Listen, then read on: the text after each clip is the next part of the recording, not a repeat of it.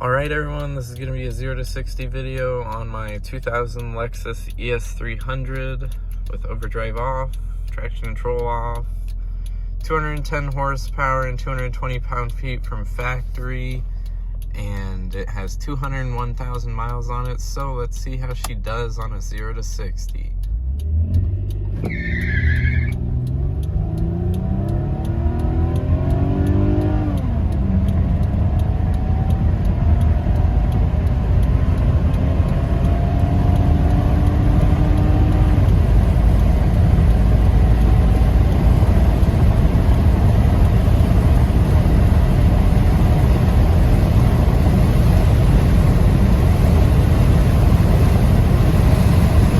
I lied. There is your 0 to 100.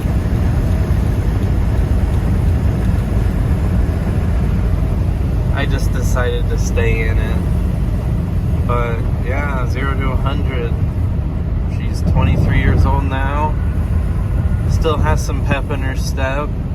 4-speed automatic. Hope you guys enjoyed this video.